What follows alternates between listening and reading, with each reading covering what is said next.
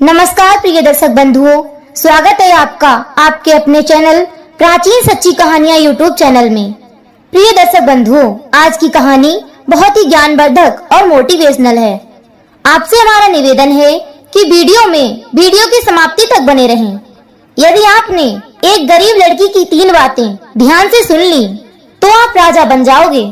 किसी गांव में एक गंगा सिंह नाम का व्यक्ति रहता था। उसके पास बहुत सी गाय और भैंसें थीं। वो उनका दूध बेचकर परिवार का खर्च चलाता था। गंगा सिंह बहुत ही चालाक प्रवृत्ति का था। ईमानदारी की कमाई से उसका कभी पेट ही नहीं भरता था, इसलिए वह दूध में पानी मिलाकर बेचता था। भागवती नाम की उसकी एक बेटी भी थी। वो भी अपने पिता की तरह चल फिरकर दूध बेचा करती थी।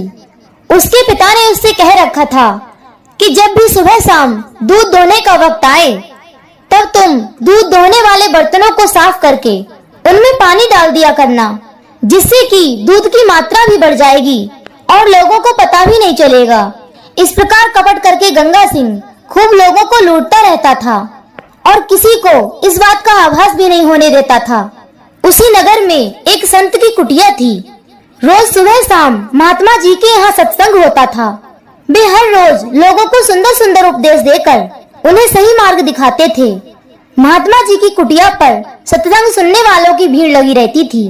उनकी कुटिया पर जो कोई एक बार सत्संग सुनने पहुंच जाता था, वो हमेशा हमेशा के लिए सद्मार्ग पर चलने लगता था। गंगा सिंह इस बात को जानता था, इसलिए उसने अपनी बेटी से कह रखा था कि बेटी, तुम हर जगह दूध बेचने जाना, पर उस साधु की कुटिया की तरफ कभी भूलकर भी मत जाना।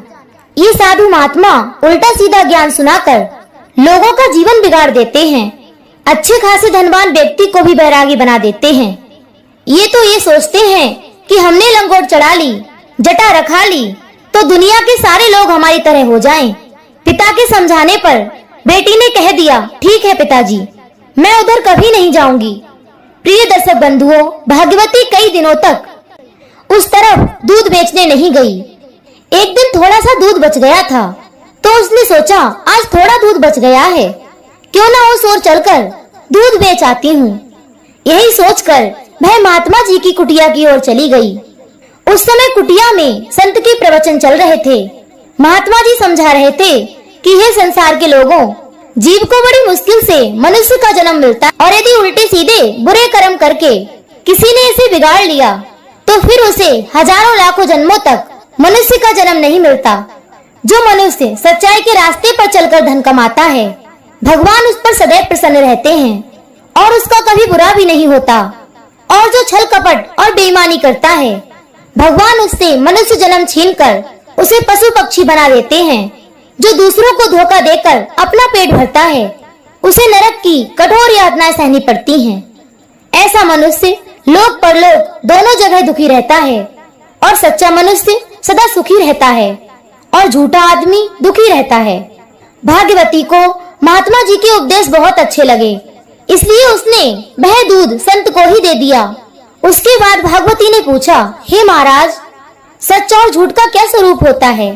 तब महात्मा जी ने बताया, हे बेटी, सच दूध है और झूठ पानी। जो केवल दूध बेचते हैं वे सच्चे होते हैं और जो दूध में पानी मिलाकर बेचते हैं वे झूठे होते हैं। झूठ बोलकर धन कमाने से नरक मिलता है और सच्ची कमाई करने वाले पर भगवान सदैव प्रसन्न रहते हैं। प्रिय दर्शक बंधुओं, महात्मा जी का उपदेश सुनकर भाग्यवती को सद्बुद्धि आ चुकी थी। वो अपने पिता के साथ अब तक जो करती आई थी, उसे अपनी करनी पर पछतावा होने लगा। उसने प्रतिज्ञा ली कि आज से मैं पिताजी को दूध वाले बर्तन में पानी डालकर कभी नहीं दूंगी। दर्शक बंधुओं, अगले दिन जब गंगा सिंह दूध दुहने के लिए बैठा तब भागवती से कहा कि वो बर्तन साफ करके उसे दे दे। वो तो यह जानता था कि बेटी बर्तन धोने के बहाने उस बर्तन में पानी भरकर ले आएगी और उस पानी के ऊपर से वह दूध धो लेगा और लोगों को पता भी नहीं चलेगा कि दूध में पानी मिला दिया है। रोज की तरह भाग्यवती ने बर्तन मांजकर पिता को दे दिया, लेकिन रोज की तरह उस दिन बर्तन में पानी नहीं था। दूध धोते समय दूध लेने वाले कुछ ग्राहक भी पास में खड़े थे। पिता ने खाली बर्तन देखकर लड़की से इशारे में कहा कि भाग्यवती, आज तुमने धोनिया अच्छी तरह से मांज कर नहीं दी है, लो इसे दोबारा से साफ करके ले आओ। दर्शक बंधुओं, उसका इशारा साफ था कि इसमें पानी डालकर ले आओ, परंतु लड़की ने पिता से बर्तन लेकर और मांजकर फिर से उसे खाली ही पकड़ा दिया। गंगा सिंह बर्तन खाली देखकर मन ही मन झुंझला उठा और कहने लगा, अरे भागवती, आज तुझे क्या हो गया है? दुहनिया साफ से क्यों नहीं धोती? फिर से गंदा बर्तन पकड़ा दिया। दर्शक बंधुओं, अब वह ग्राहकों के सामने यह तो नहीं कह सकता था कि बर्तन में पानी डाल लाओ। उसने फिर से भागवती को बर्तन धोने के लिए दे दिया, लेकिन लड़की ने फिर से बर्तन मांझा और अपने पिता को खाली ही पकड़ा दिया। तीसरी बार भी बिना पानी का बर्तन देखकर गंगा सिंह मन ही मन अपनी बेटी पर बहुत क्रोधित हुआ। उसने झटपट दूध दुआ और ग्राहकों को चलाया। उसके बाद वह अपनी लड़की को डांटने लगा। वह कहने लगा, अरे पागल लड़की, मैंने तुझसे मना किया था कि उस संत की कुटिया की ओर मत जाना। मुझे तो लगता है कि तू उस संत की कुटिया की तरफ गई है, इसलिए तू वहाँ से उल्टी पढ़ाई पढ़कर आ गई है। अब ये बता, यदि मैं दूध में पानी मिलाकर नहीं बेचूंगा तो तुम्हारे विवाह के लिए पैसे कहाँ से लाऊंगा? लड़की बोली, पिताजी, अब मैं बर्तन में पानी डालकर कभी नहीं दूंगी, क्योंकि संत जी ने कहा है दूध में पानी मिलाकर बेचना पाप है, और जो लोग पैसों के लिए ऐसा करते हैं उनको नरक में जाना पड़ता है। अब तक मैं तुम्हारे कहने से बर्तन में पानी डालती रही, आप भी पाप करते रहे और मुझसे भी करवाते रहे। दूसरों को धोखा देना सबसे बड़ा पाप है। आज से आप भी गलत काम करना छोड़ दो। भगवान सच की कमाई से प्रसन्न होते हैं और सच्चा सुख भी अपनी मेहनत की कमाई से ही मिलता है। पानी की कमाई पानी में ही चली जाती है। छल से, धोखा देकर, लूट कर, छीन कर अर्जित किया गया धन घोर अशांति लाने वाला होता है। उससे प्राणी सुखी नहीं रहता। एक रूप से आप कमाओगे और किसी अन्य रूप से वह आपके पास से चला जाएगा और लोगों की बद्दुआओं का भी सामना करना पड़ेगा। कहते हैं मेहनत और ईमानदारी से कमाया गया धन ही फलता है। भाग्यवती का उपदेश सुनकर गंगा सिंह और भी आग बबूला हो उठा। कहने लगा, अरे दुष्ट लड़की, उस महात्मा ने एक ही दिन में तुझे बहुत कुछ सिखा दिया है। तू तो मुझे ही उपदेश देने लगी। तू ये क्यों भूल रही है कि तेरा भविष्य मेरे ही हाथ में है। मैं तेरा विवाह एक ऐसे व्यक्ति के साथ करूंगा जो लूला लंगड़ा हो, बदसूरत हो और कोहड़ी हो। फिर तुझे पता चलेगा कि तू कितनी ईमानदारी की कमाई खाएगी। जब तू दिन रात दुखी रहेगी और दर दर पर भीख मांगती फिरेगी, तब तुझे मेरी खूब याद आएगी। प्रिय दर्शक बंधुओं, शाम का समय था। वहाँ का राजा सादा वेश में गलियों में घूम रहा था। संयोगवश राजा उस दिन उसी गली से निकला। बाप और बेटी की बातें सुनकर राजा उनके घर के पास में खड़ा होकर उनकी बातें ध्यान से सुनने लगा। लड़की कह रही थी कि हे पिताजी, यदि तुम मेरा विवाह किसी लूले लंगड़े दीनहीन के साथ कर दोगे तो कर देना, लेकिन मैं पाप कर्म में आपका साथ नहीं दूंगी। जो मेरी किस्मत में होगा वो मुझे भोगने को मिलेगा। यदि लूला लंगड़ा और कोढ़ी पति मेरे भाग्य में लिखा होगा तो मैं उसी को ही भगवान की कृपा समझूंगी। मैं किसी भय में आने वाली नहीं हूँ। मैं अब सत्य पर चलकर ही अपना जीवन बिताऊंगी, फिर चाहे मुझे कितने ही कष्ट क्यों ना उठाने पड़े। प्रिय दर्शक बंधुओं, पिता और पुत्री की सारी बातें राजा ने सुन ली और वह चुपचाप अपने महल की ओर लौट गया। उस लड़की के गुण भाव और विचारों से राजा बड़ा प्रभावित हुआ और सोचने लगा कि यदि ऐसे विचारों की लड़की मेरी पत्नी बन जाए तो मैं धन्य हो जाऊंगा। प्रिय दर्शक बंधुओं, अगले दिन वह राजा भेष बदलकर और लूला लंगड़ा कोहड़ी बनकर नगर से बाहर एक तालाब के किनारे जाकर बैठ गया, जहाँ से वह गंगा सिंह सुबह सुबह दूध लेकर दूसरे गांव जाता था। दर्शक बंधुओं, सुबह सुबह गंगा सिंह जब दूध पहुँचाने उसी रास्ते से दूसरे गांव जा रहा था तो अचानक से एक कोहड़ी को देखकर वह बहुत खुश हुआ और सोचने लगा कि क्यों ना इसी लूले लंगड़े कोहड़ी के साथ मैं अपनी बेटी का विवाह कर दूं।